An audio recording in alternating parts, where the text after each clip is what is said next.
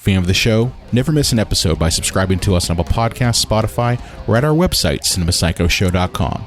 Be sure to like us on Facebook, Twitter, Instagram at Psycho Show. But apparently they said like they looked at it and Napoleon's penis they imagined was about 2 inches hard, and they're like, well, now we know why he is the way he is. Oh. That's why he's such an He has a little bit of his own complex. Yeah. Oh, goody, goody, here it comes. Welcome to the Cinema Psycho Show. You are interested in the unknown, the mysterious, the unexplainable. That is why you are here. Oh, my God, don't stop now! With your hosts, Brian, John, and Elaine. Welcome to the Cinema Psycho Show, the madhouse for film freaks and film fans of all types. Your host, Brian Kyneton, joined my fellow co-hosts and filmmaker, John Woolscroft. No Lane today. Where are you? Where's my wife? I can't cook for myself. I crap my pants. Someone needs to clean me. Oops, I crap my pants. Yeah, no Lane today, so it's just you and me flying solo for this episode as well as next week, our episode on Battlefield Earth. Look forward to that. That'll be fun. That'll be fun. And this week we're going to be looking at a movie that's one of my favorites, like going back to when I was a kid, going back to now. Well, not going back to now, it's just now. And that is Bill and Ted's Excellent Adventure. Just two bros talking about Bill and Ted, you know? Yeah, broing down. Am I the Ted to your Bill, or am I the Bill to your Ted? I don't know. I'll leave it up to you. I don't know. I think I'll leave the audience to that, because I think that sometimes we can both be Bill or Ted. So, I mean, I don't have any hair, so I might just be like, the villain in the sequel to that movie, the gym teacher. Yeah. But one of the reasons that we're talking about this movie is obviously this film finally got a third sequel, or it's getting a third sequel. Now. It's a trilogy now. And do you know if they pushed back the release of the third one? Yeah, I don't know if it's going to get like a digital thing, or if they're just going to wait till next year. Like, just hypothetically speaking, if like we get like a vaccination for this thing and enough people have taken it that life can go back to normal, like, is next year are they going to release all the movies they were going to release next year anyways, and then all the movies that were this year, like, is it going to just be like 25 movies opening a week? I don't know, because I mean, it's really strange, because I think there's still so much uncertainty on when things are going to get back to quote unquote normal. That I don't think that the studios, one of the things the studios hate more than anything is uncertainty, and that is all we're living in now. It's uncertainty. That's it. Yeah. That's the one thing you can count on, is that you don't know what's going to happen tomorrow. Okay? Yeah, I mean, Black Widow's still not out. That was like the first. That was supposed to be the first catastrophe. And then, I mean, Disney has put out a lot of the movies that they were going to put out, like Frozen 2 and Artemis Fowl, and what was the other one they did? Oh, Upward. Not Upward. Upward. Onward. That's it. Yeah. Yeah, sorry, mixing up and Onward at the same time. I remember I saw that in the theater, and then like 3 or 4 days later, Anthony Fauci was like, we should not be gathering in groups. Like, do not do that. I'm like, oh, cool. I just went to the movies last week. Yeah. That's awesome. And then you're just like, okay, now plays the waiting game of making sure that I'm fine after 14 days. So like, Brian, what you're hitting at is, we 20% of our normal episodes for this show are new releases. We pick like big movies or movies that have like a lot to be talked about. And the reason we're talking about the original Bill and Ted today is that Face the Music is just in limbo like everything else. So I feel so bad for that film, because it took like 30 some odd years, nearly 30 years for a sequel to be made. Yeah. Like that, like Bogus Journey came out in 29 years, 91. Yeah. Bogus Journey came out in 91. And I remember after that movie, when the internet kind of started, It was a common thing that you would find like forums and websites that were devoted to certain pop culture stuff, like we have now, but it was much more rudimentary. And I remember even back then hearing about a third Bill and Ted movie. Like we're talking like 1997, 99, hearing about a third Bill and Ted movie and just waiting for it. And like it kind of like falls off your radar a little bit. You look at it again. Oh, look, it's 2004. Another one pops up. Another it's going to be made.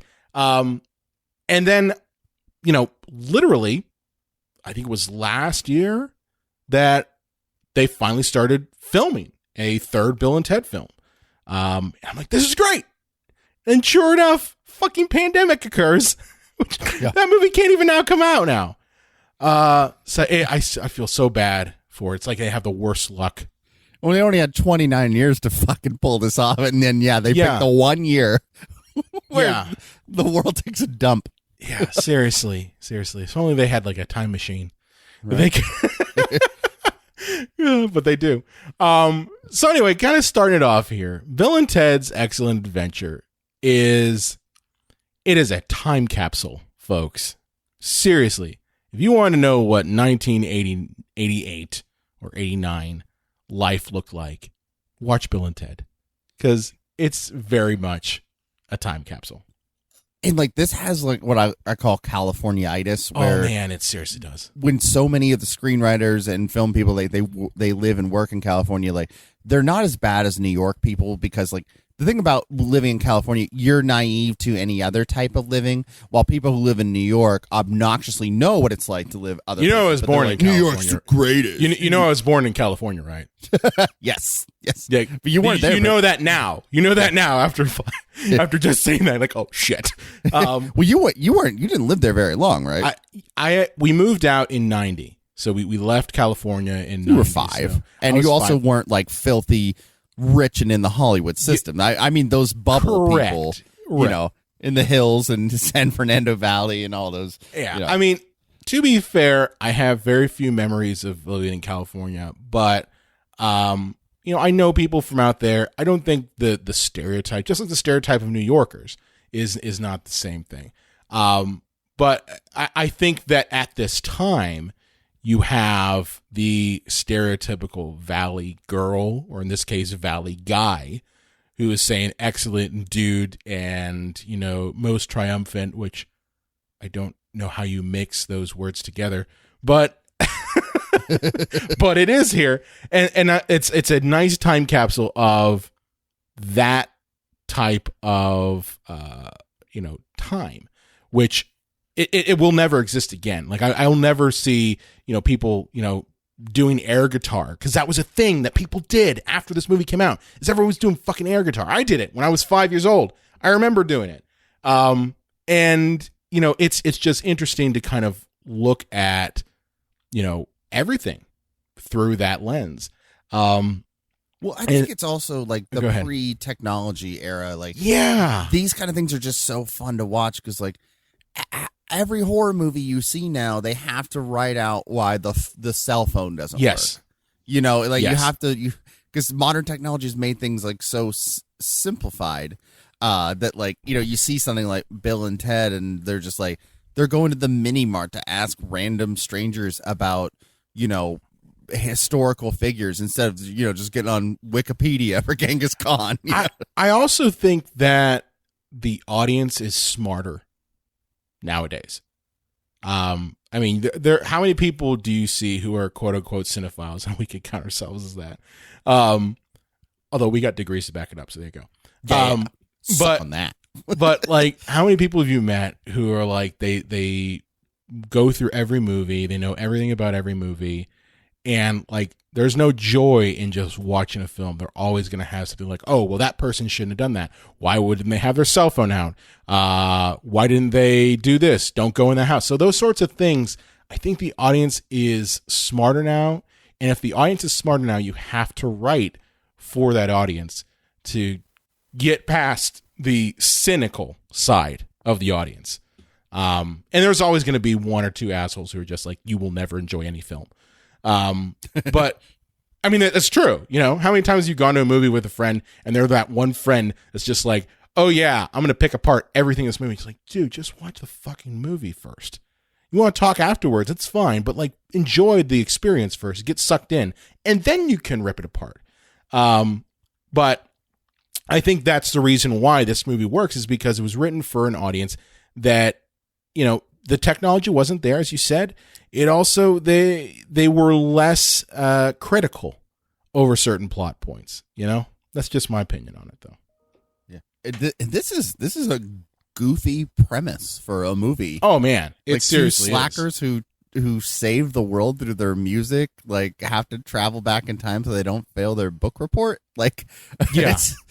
Okay, well, and the screenplay was written by Ed Solomon and Chris Matheson, and apparently they did like a lot of like stand-up routines or like, you know, performances where they would kind of like play these characters and just like, you know, and the audiences would crack up, and they kind of just built a screenplay around, you know, bits that they used to do in like college and things like that. So, you know, it makes sense that this is just kind of like derived from improv comedy, because that's the only place you get such weirdness. Yeah, they're probably like, okay, we need two people. Tim Whittaker, California surfer guys. Okay, and we need a reason. Time travel. Okay, all right. But you know what? It works though. You know, that's the thing is I don't think anyone can say that the Bill and Ted is a bad movie. Like, no one can say that. There's you will get enjoyment out of watching this film. I've seen this movie probably 50 to 60 times in my life, and there's never a time where I don't have fun watching it. It's educational in a way. I know I wouldn't go that far, but I would just say it's an interesting concept that keeps you entertained. Is it the most deep? No, it's not designed to be that way. This is a popcorn film through and through. Do you want to dive a little bit into the plot of this? Yeah. Let me ask you right at the top. Sure. Are you a Wayne and Garth guy or a Bill and Ted guy? That's tough. I like both. Yeah, that's the thing. It's like me. Can we have our cake and eat it too? Because I like them both too. Yeah, I like them both. I really do. If I had to pick a favorite, I don't think you can pick a favorite. I'm gonna backtrack on that. You can't pick a favorite. It's which one were you into at the time that it came out? So, like, Bill and Ted came out in '89. Okay. Wayne's World came out in '92, I believe. '92. Yeah, '92. And the sequel came out right on top of that. The sequel came out, I think, in '94. It was '94. So, you know, I like both of them. I saw parallels with both of them. But I mean, for me, it's like, you know, you start with Bill and Ted, and it's goofy. There's not much depth to it. And then you get to Wayne and Garth, and you're just like, okay, I've grown a little bit. Okay. Yeah. And I think that's the truth, is that the Wayne and Garth, they're goofy, but they also have like layers. And there's really no layers to Bill and Ted. It's very surface level stuff. And that's just part of the experience. It's part of the ride. Well, that was hard for me in this film too. It was like, these guys, like, their music changes the world. I know that's part of the punchline, but it's hard to imagine that these two complete doofuses are going to write music that's so amazing it ends like all wars. Well, I think it is. Here's the reason why I like that concept. Okay, because when everybody's in high school, or even when everyone is just growing up, you are not going to be the person mentally or physically that you're going to be when you do say great things, you know, when you are an adult. And I like that idea that, you know, Bill and Ted at this time, when they're in high school, are their most goofiest, their most whimsical. And that beauty in that is what ultimately leads them to, as adults, creating music that unites the world. Through that kind of, you know, you're not looking at the idea of, say, racism or greed or any of those other things that are kind of tear everyone down. Through their music, that's what bring together. And I think also, you know, when they're writing this, they're probably looking at, like, say, the Beatles, which I think if you're going to pick any band that, quote unquote, could change the world through their music, it probably would be the Beatles. Yeah, just ask Charlie Manson. Yeah, but No, I know what right. you're saying. But- Yeah. yeah, but you know what I mean. You know what I mean. So Yeah. I like that it's looking at saying, hey, great people are often and not often necessarily often, but are going to be different when they are children.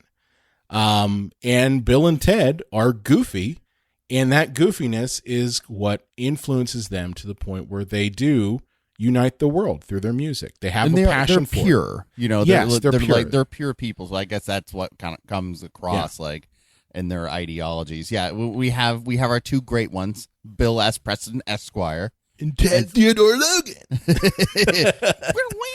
But yeah, we get introduced to the movie by this is wonderful to see him, but also really depressing to see George Carlin. You know, and Yeah. talking about how he's still my favorite comedian of all time. The man's my goddamn hero. I know. Like I love other comedians, don't get me wrong, but there's still only one George Carlin. Yeah. Always will be. And this what's best about this is like this is George Carlin at his most unoffensive. Yeah. He's not dropping one F-bomb. You can tell that they're just like, listen, we need George Carlin this, but we don't want F-bomb dropping George Carlin. We don't want the 7 dirty words George Carlin. We just want George Carlin, Mr. Conductor. Yeah, I was gonna say they got Mr. Conductor. I was just gonna say that. And honestly, he's great in it. I mean, he does exactly what you need.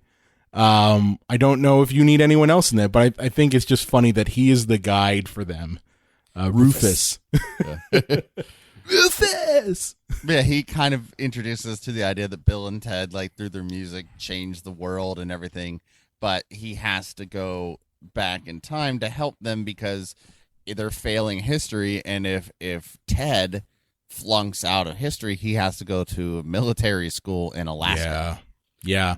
And then it's the altering history, and they don't have the band. Yes. If they are separated, then that separation leads to the band not occurring, which means the future doesn't occur, and their music doesn't unite the world. The Wild Stallions with that's Ys, right. That's right. Wild Stallion with a Y. Don't ask me why. It just is. Point is that they need to pass their history report. So Rufus gives them a time machine in the form of an out mode of communication, which is for those folks who were born after 2000, a phone booth. What? It's hard concept it's like for a people. booth full of cell phones? I don't understand. No. See, back before we had cell phones, if you wanted to make a call out in public, you had to find these booths that just had a phone in it. You couldn't text. You actually had to dial numbers. Whoa, slow down there, Leonard. With your Nimoy. fingers. With your fingers. Yeah. You mean you have to do it with your hands? And that's the mode. And it's really, that part is interesting to watch because like I'm almost thinking like what would you do now? Like what would the time travel machine be now? Like a Starbucks? Well, did you see that Starbucks truck. just popped out of nowhere? That's what the millennials are into, right? Like, Yeah. oh, look, it's a taco truck. It's a taco truck. Yeah, that's exactly. Well, it's a food truck. Yeah, it's time machine. But so they time travel through a phone booth that has like a clothes hanger that pops up from the top. There's not much describing of how the machine works. All you know is just that it goes through the circuits of time, which are computer generated, and we're talking like really badly computer generated tubes. Okay.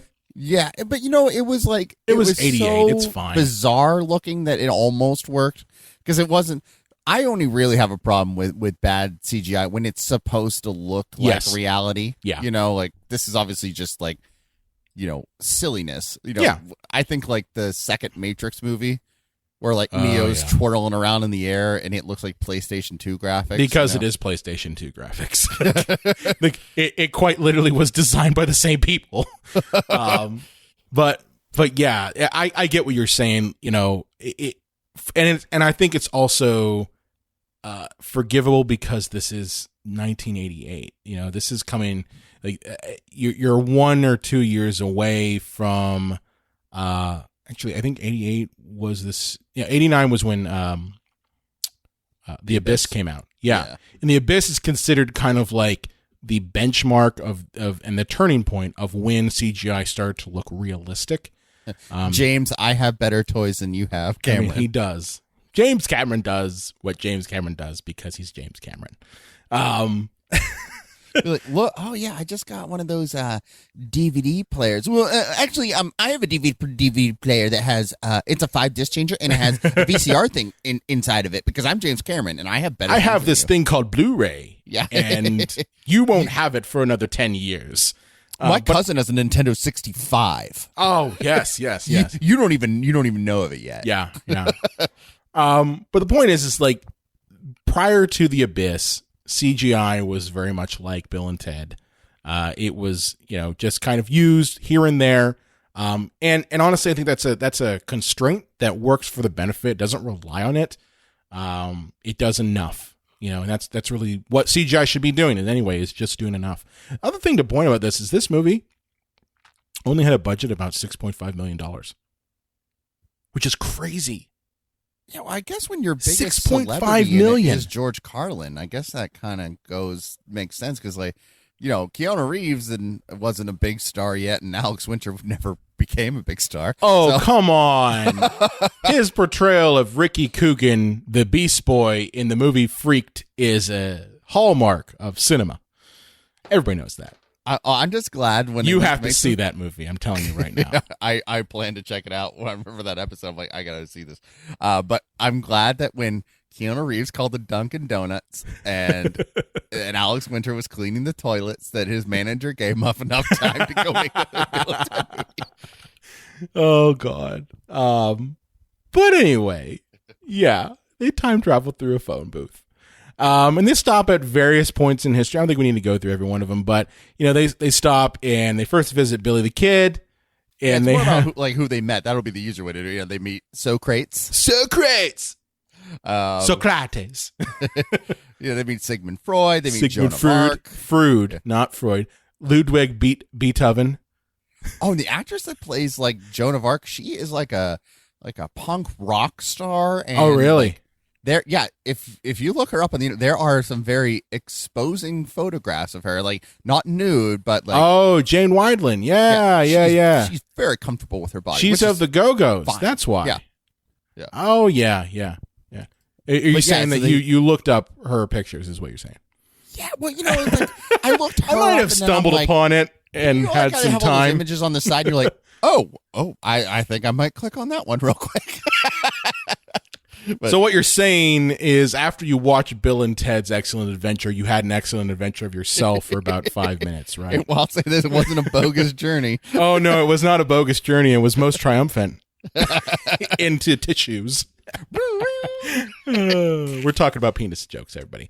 So, yeah, he meets Joan of Arc and Abraham Lincoln, who I might say one of the best-looking Abraham Lincolns in a film. Yeah. Not bad. Like, Good Daniel job. Day-Lewis inhabited the thing of Abraham Lincoln, and wouldn't break character for however many weeks they shot, Lincoln and all that. Like, hey, Daniel Day-Lewis, if you want to be method, that's fine. But this guy probably just showed up and was like, which one am I playing? Abraham Lincoln? Okay. And did it in 5 minutes. And it's good too. It's you good. Weirdo. Yeah.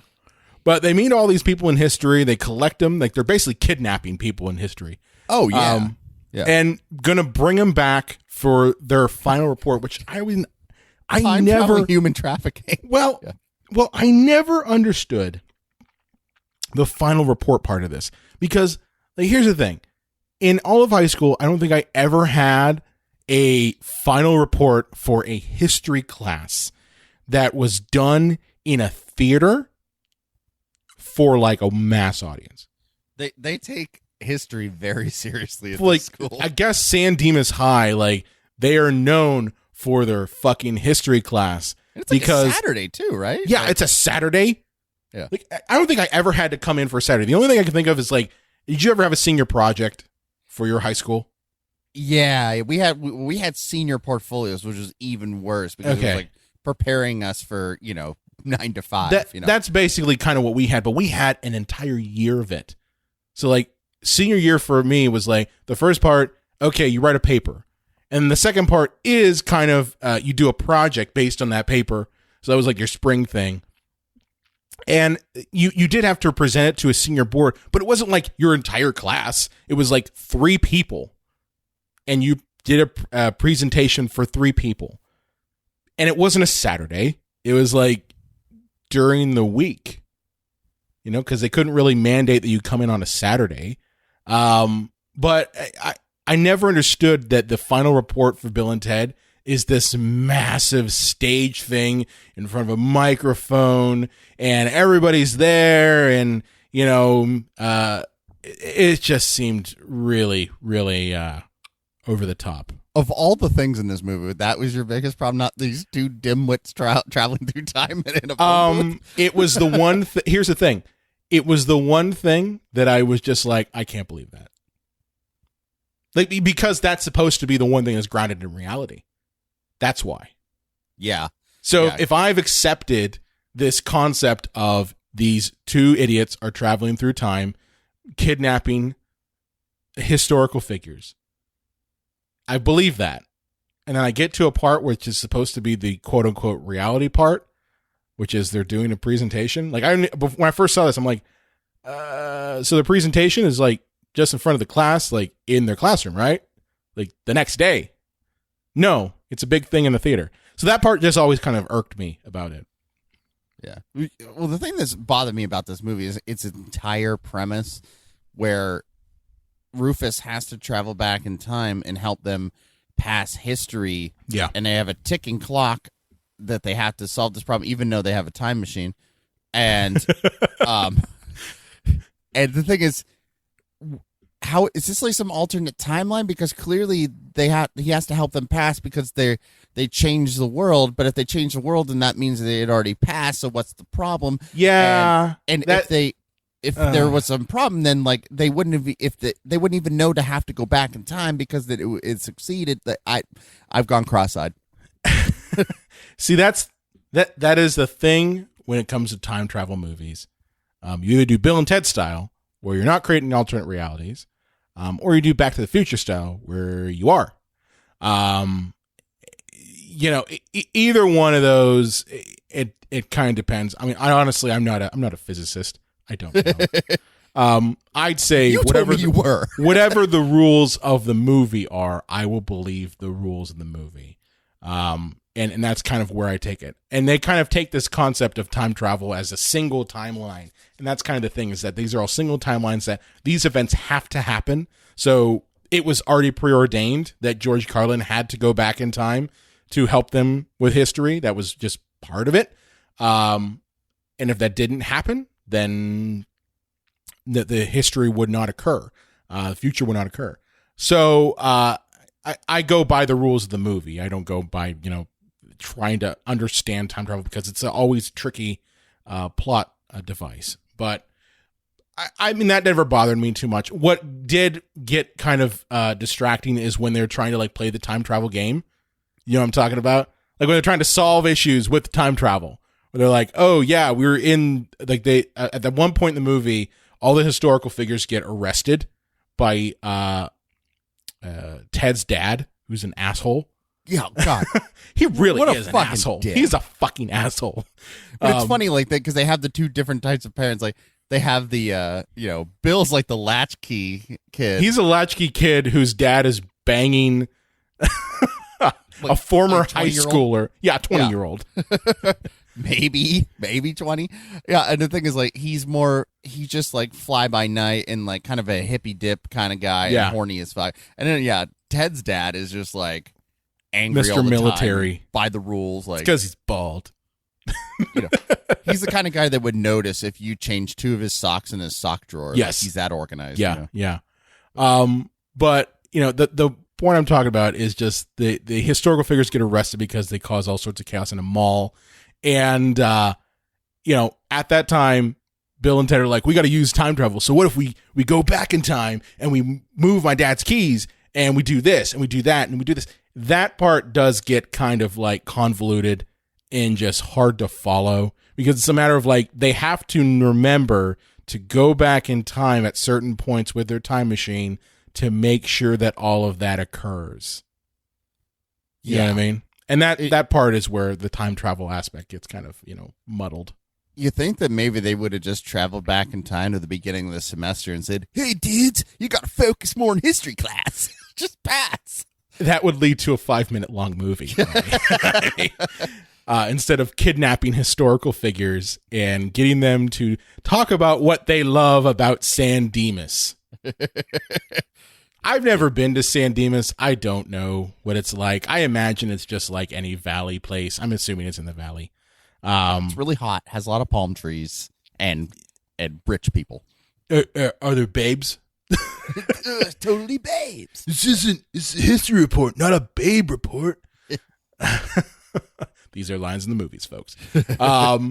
Yeah, so that's kind of the main crux. I got to get these historical figures and bring them to San Dimas. And what I find hilarious is like when they actually do their history report, they're not actually the ones talking about the history. They're having the historical figures do the work for them. Oh yeah. Yeah, like they're not even, they're just, and who's to know that these people aren't actors? Well, I think they all assume they are actors, right? Because they don't think like, oh, last night Bill and Ted found a time machine and human trafficked famous figures from history. But it just seemed like they're not really doing their own report. They're just like, here, I've got this historical figure, or for the audience, they think, oh man, Bill and Ted got these actors to portray historical figures, but they're doing all the work for them. You know what I mean? Yeah. Well, my favorite is when Billy the Kid goes up there and shoots a gun in the school, and everyone's like, "Yay!" I'm like, "Oh yeah, that wouldn't different happen time anymore." Yeah, different time. Yeah. I'm pretty sure Billy the Kid would have been shot dead right there by, some gun happy public safety officer in the school. Retired guy who just wants to collect his pension, eating donuts at the school. Yeah. But so I do want to talk about one character that we didn't really mention yet, and that is Napoleon in this film. So there's a little side story with this. So we've got Bill and Ted, they're going in, they're kidnapping historical figures. And what ended up happening was the first place they went to before they went to the Wild West was Rufus took him to France. And when Napoleon is about to invade Austria, and Napoleon accidentally gets caught in like the tendrils of the time machine and gets transported to San Dimas. and Ted's like, hey, I'm going to have my little brother, who's maybe 13 at the time. Yeah.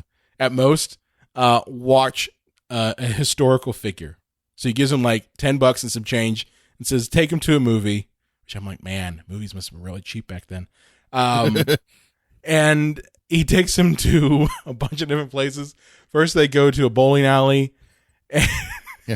Movies were a nickel back then. And not nickels, they were bees. Yeah. And he's like, give me 5 bees for a quarter.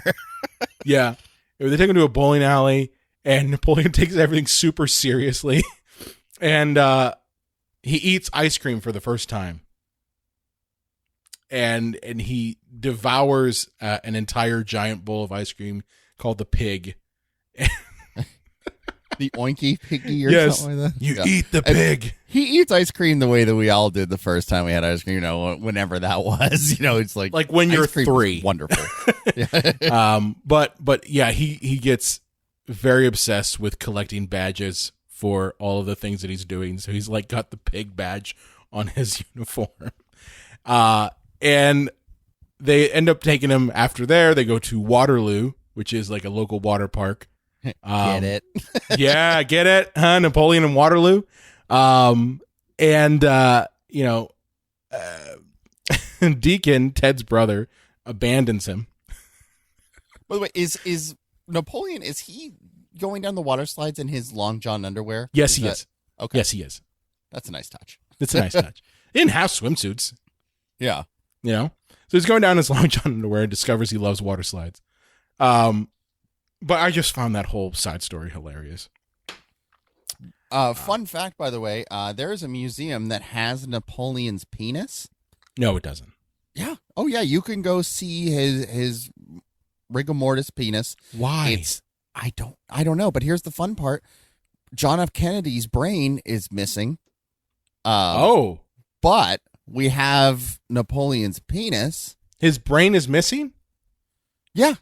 His brain is missing. It mysteriously vanished. The government can't find it. When they needed it for the investigations in the 70s, they went, shucks, you know what? We don't know where it is. So like the one part that actually got hit by a bullet is the one part they don't have? Yeah, weird, isn't it? But yeah, apparently that sounds like a conspiracy theory, John. But apparently they said like they looked at it and Napoleon's penis they imagined was about 2 inches hard, and they're like, well, now we know why he is the way he is. Oh, that's why he's such he has a little bit of his own complex. Yeah. yeah. But after that part, Bill and Ted, as I said, takes historical figures to the mall. They cause all sorts of chaos. And I love how each character is given like their own little bit to do. So like Sigmund Freud, Sigmund Freud, him and Billy the Kid and Socrates, they're like eating ice cream. Well, and of course Sigmund Freud has a corn dog. Of course he does. Yeah. Yeah, nice of course he little does. Touches they throw in there. Got a corn dog. And Sigmund Freud is like trying to analyze girls in 1988, like Valley Girls. And he's like, I believe you have a sense of hysteria, when they're laughing at him. Beethoven, not Beethoven, but Beethoven, discovers electronic music and goes nuts. Speaking of going nuts, Genghis Khan goes to a sporting store and decides to try on all the armor because he's like, I need new armor. So he's like beating the shit out of mannequins. Joan of Arc decides to go to a aerobics class, which I guess that was something that was done in the mall. I didn't know that. There was like malls back in the 80s. Like they were just small. They were cities. hubs. Yeah. They were little cities. Yeah, exactly. But Joan of Arc, she's going nuts. Step aerobics. Abraham Lincoln gets his picture taken and gets in a fight with a photographer who thinks that he's got like the Abraham Lincoln wig and everything on from them, which I'm like, it doesn't make any sense. The point is, they get arrested. Bill and Ted use time travel shenanigans to get them out. We then get to their history report. And as we mentioned, their history report, it goes pretty good. Well, and thank God none of these historical figures went into Walden Books. Oh, man. Especially Joan of Arc. Yeah, like, well, that's what I thought. I'm like, turn out for me? I'm like, you're telling me that there's not a Barnes & Noble or anything, and they might have been like, oh, I'm curious to know what my history is. It doesn't really end well for pretty much all of them, especially Abraham Lincoln. Lincoln and Joan of Arc really should stay out of the it's nonfiction not going to go well for them at all. I think Billy the Kid even gets it pretty bad. So Socrates, he gets accused of child pedophilia, I believe, and like imprisoned and killed. I'm pretty sure, which is bad back then because I think that you could get away with he was that corrupting the youth. I think that was what Socrates was he was accused of corrupting the youth. But either way, Socrates, you know that they have to be 12 or older to have sex with them. Like, yeah, but it doesn't end well. So you figured that they would see that. And I think that was like, we don't want to get too dark. That would have been really bad. But anyway, they do their report. They, are not thrown. They're not separated. Yay. And that's really the end of the movie. I mean, we also do get some things here, and we kind of skipped over some stuff. It's not a very extensive film. It's not like Battlefield Earth, which we're going to get to next week. But there are some moments here where it's like, what's the movie doing that's a little weird? So, like as you mentioned, Bill's dad is married to Missy, who is the hot girl from high school, and you could tell that there's like maybe 2 years separated between Bill and Missy. Like that's kind of what I viewed it as. Quite a bit. like, yeah, I think she was a senior when we were freshmen. Yeah. He's like, it's your mom, dude. and they actually like there's a scene which I thought was really like disturbing. Like I didn't really realize it when I was a kid, but I just realized it now. Bill's dad is banging Missy in his room. Oh yeah, he's just pounding her Like, on his child's Oh bed. my god, like that is horrible. And like he's looking at Bill like, I'm gonna fuck in your room. It's gonna happen. Well, like I don't know. I mean, Missy is a very pretty lady, but she must do things sexually because like he gets this rabid look in his eye. Yes, like I know what's about to happen, and it's like if any man has ever had this woman, it's life altering. Well, what I find hilarious is like later in the movie, towards the end, Missy starts to be into Ted's dad. Yeah. Which they hit, in the sequel. And the sequel, they actually do end up getting married. So it's like Ted now has to go through the hell of his stepmom being Missy, which is funny. This bitch is like the village bike. Everyone gets a ride. Oh God, it's really bad. Even the teacher is just like, you can tell that she has a thing for older dudes. Like she really does. Is even the teacher, Bill and Ted's teacher, is like, oh yeah, tell him I said hi. It's like, okay, creepy. I think she's insanely horny. Just yeah, like to the point where she can't control it. Yeah. And the movie doesn't give us that much other than I just think she has a thing for older dudes. Aside from that, there's not really much to this movie aside from that. I mean, that's pretty much the film. Do you want to talk about what this movie kind of spawned? Well, what do you mean by Well, what I mean by that is like this movie spawned, people doing air guitar all the time. It spawned a sequel, and a new sequel that's coming out. I think it. Do you feel that this movie has some cultural things that has changed? Yeah, and I think that's more than anything with the plot or anything else. Like, it's really Bill and Ted. That kind of like surfer dude. Yeah, it's like imbecile, so to speak. Yeah. Like, I think that even Bogus Journey, Excellent Adventure, like Bill and Ted as characters are more famous than even the films are. Yeah. And I think that these type of characters, were spawned out of that genesis. And like, I think the reason that studios were like, oh, we could try to make a Wayne's World movie is because Bill and Ted was successful. Yep. The dim-witted friends kind of genre. And I mean, certainly this wasn't the first time you had two dumbasses. No, like you had like Blues Brothers, and I mean, even after that, you had even after Wayne's World, you had like Tucker and Dale Face Evil and things like that. Movies Beavis and Butthead. Beavis and Butthead, exactly. Yeah. So I think Bill and Ted, I think they distilled a type of movie that prior to that, because you could say Blues Brothers was kind of like that too. I don't think it was nearly as massive of a hit when it comes to just having two guys who are goofballs. I think this movie kind of originated the goofball guy genre.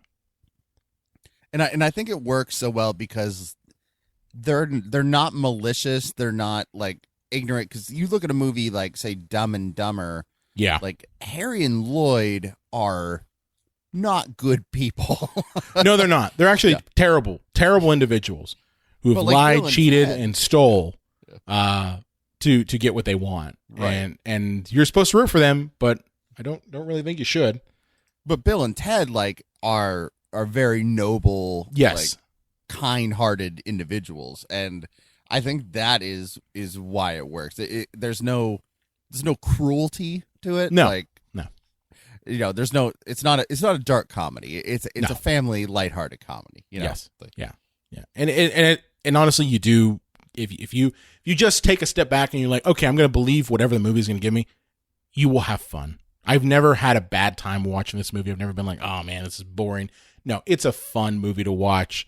And honestly, that's really this movie. All this gives you It's a fun movie to watch. If you're looking for deep things, it's not there. It's just not, and that's fine. We need popcorn movies too. But I mean, I love this film. I suggest anyone, take a step and watch it. Definitely watch this one and Bogus Journey. Bogus Journey, I think, we mentioned this earlier. Well, actually, I don't think we mentioned this on the show. I think we mentioned it when we were talking that, Bogus Journey, and we'll probably do a review of that eventually. But it's the best sequel you could make to this movie. Yeah. It's thankfully it wasn't just like, whoa, dude, we have to travel back in time and grab more historical figures. Like, it's like the Home Alone 2 effect, where there's remaking the original. Like, they tried new things with the sequel, and so good on them for that. Yeah. And I would say, in terms of pop culture, I think that I've always viewed it as Bill and Ted's Bogus Journey is kind of like the end of the 80s and hair metal type of mentality, because the movie came out in 91, and that was the same year that grunge started. And like, you can kind of tell that there is a separation between hair metal type of atmosphere and grunge, where it is more darker.